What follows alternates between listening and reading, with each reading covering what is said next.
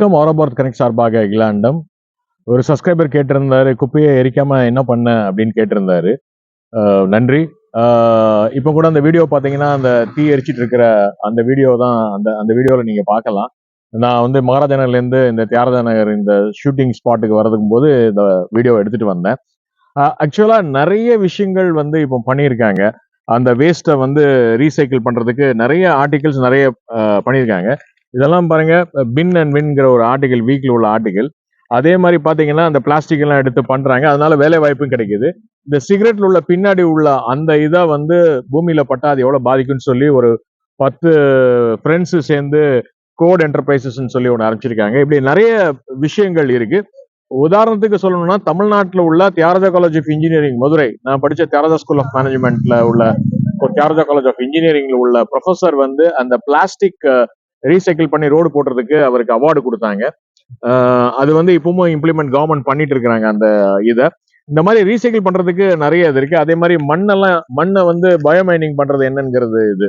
So இந்த மாதிரி நிறைய விஷயங்கள் வந்து அரசாங்கம் பண்ணிட்டு தான் இருக்கிறாங்க.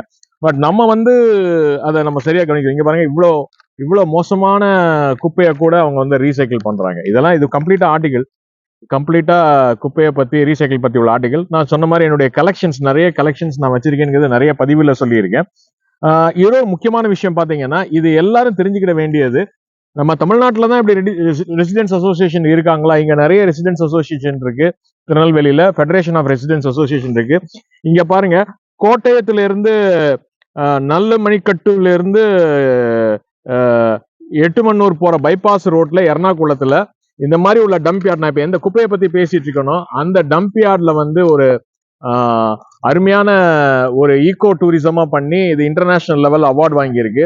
அந்த டம்ப் யார்டை வந்து அந்த ரெசிடென்ஸ் அசோசியேஷன்லாம் சேர்ந்து மரங்கள்லாம் வளர்த்து, அதே மாதிரி லெண்டிங் பாருங்க, அந்த wheel lending library, moving lending library, அதுக்கப்புறம் அந்த ரெசிடென்ஸ் எல்லாம் சேர்ந்து போற வரக்கூடிய அந்த பைபாஸ் அந்த அந்த அந்த ரோட்ல போற வரக்கூடியவங்களுக்கு வந்து இட்லி வடை ஹெல்த்தி ஃபுட்ஸ்ன்னு போட்டிருக்காங்க.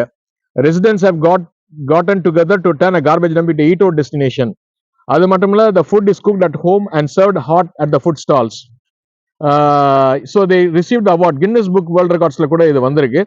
So ecological science in Kottayam கூட இது அவார்ட் பண்ணியிருக்காங்க. Tropical Institute of Ecological Science in Kottayam. இந்த மாதிரி நிறைய விஷயங்கள் நடந்துட்டு தான் இருக்கு. நம்ம படிக்கிறது இல்லை, நம்ம தெரிஞ்சுக்கிறது இல்லைங்கிறது அடுத்த விஷயம். அதனால என்னை பொறுத்த மட்டுக்கும் என்னுடைய தாழ்மையான சஜஷன்ஸ் என்ன, குப்பையை ரீசைக்கிள் பண்றதுக்கு உண்டான இதுக்கு கவர்மெண்ட்டுக்கு சப்போர்ட் பண்ணுங்க, அந்த கார்பரேஷனுக்கு சப்போர்ட் பண்ணுங்க. இன்னும் நிறைய விஷயங்கள் சொல்ல போறோம். நன்றி, வணக்கம். ஆரோபாரத் கனெக்ட் சார்பாக அகிலாண்டம்.